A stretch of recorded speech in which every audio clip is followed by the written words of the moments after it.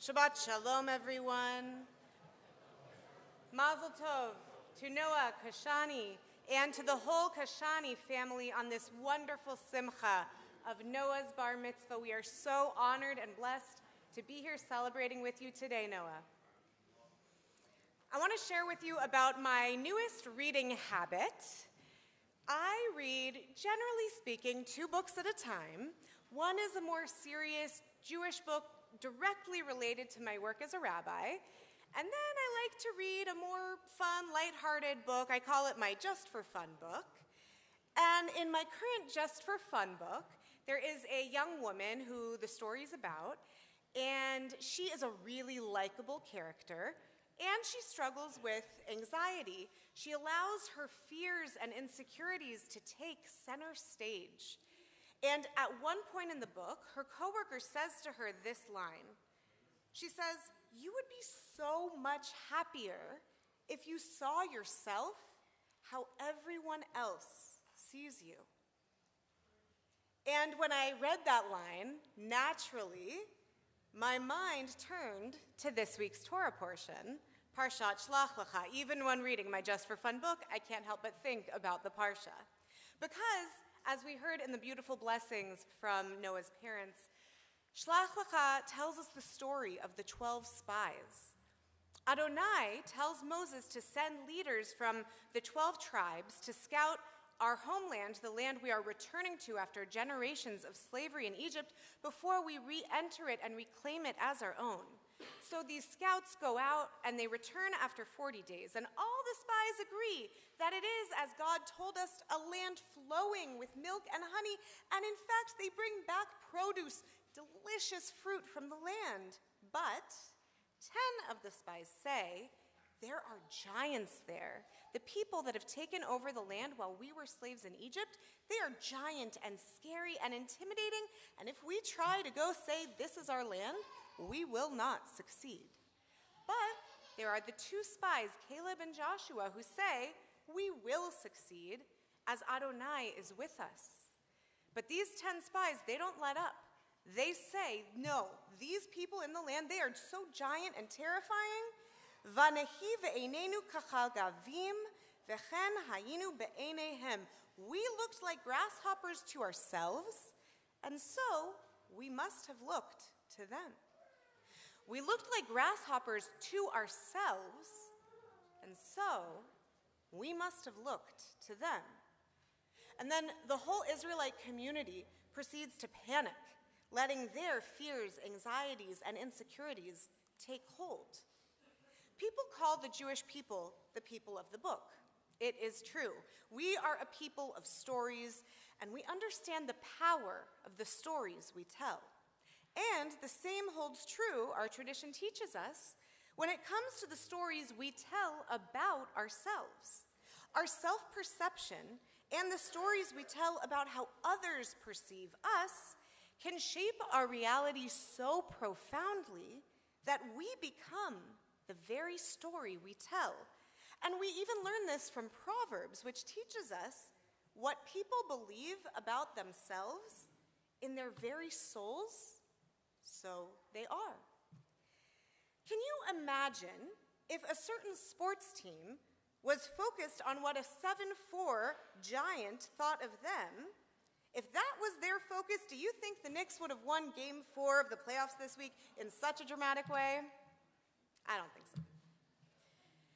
And we learn from the Haftarah that is paired with today's Torah reading that, in fact, the peoples who had taken over our land while we were slaves in Egypt did not actually see us as grasshoppers. We hear from a woman who lives in the land and knows how the people see us that they had heard of the miracles that God did for us when we left Egypt, and they were actually scared of us.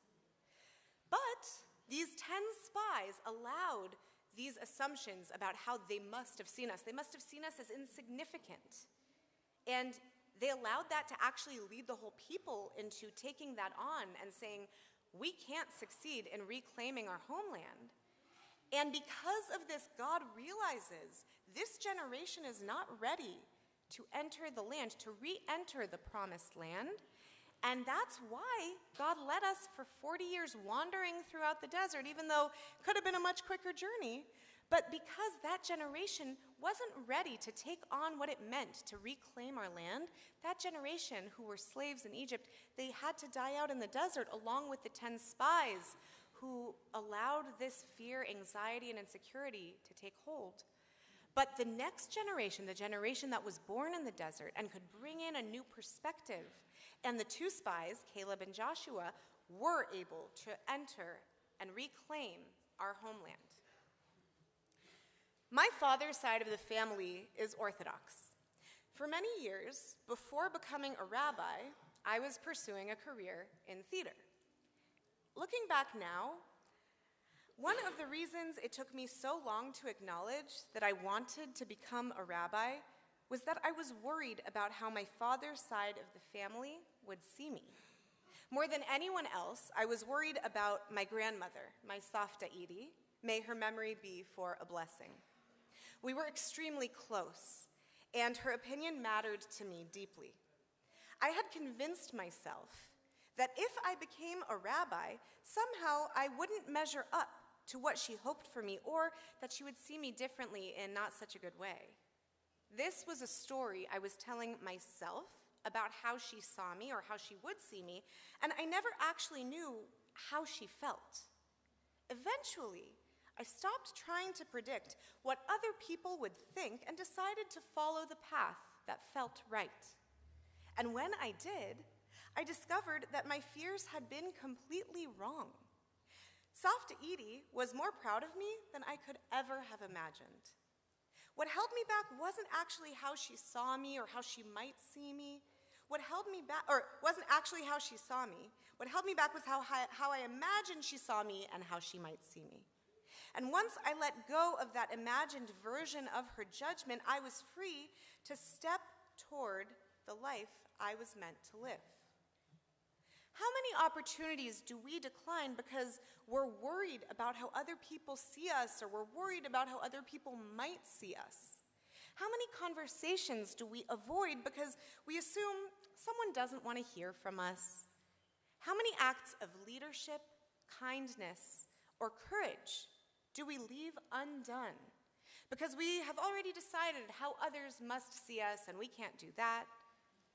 The 10 spies teach us that this fear of how other people might see us and this self-perception in a negative way, that we think other people see us that way, it all can become a self-fulfilling prophecy, these stories that we tell ourselves. The 2 spies, on the other hand, Joshua and Caleb, they teach us another possibility, that we can step into the future not because we are fearless, but because we refuse to let fear define who we are. What we learn from the story of the spies applies to each and every one of us, and it applies to us as a people.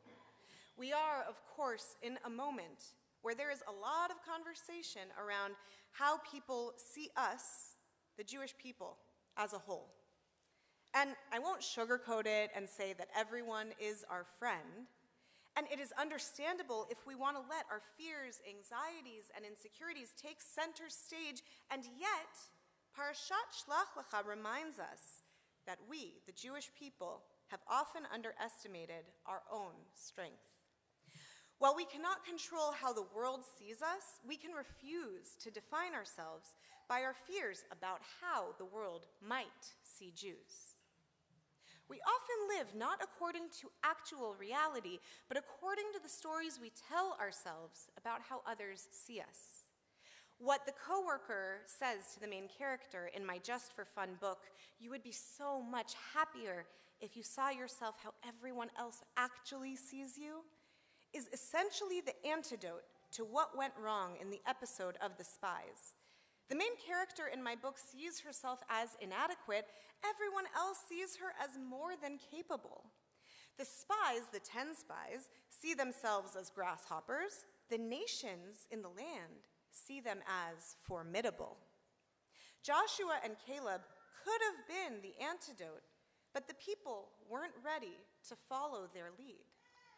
This week, When that inner voice tells us, either on a personal level or because we are a part of the Jewish people, that we ourselves are grasshoppers, we can remember that that voice may be and probably is wrong.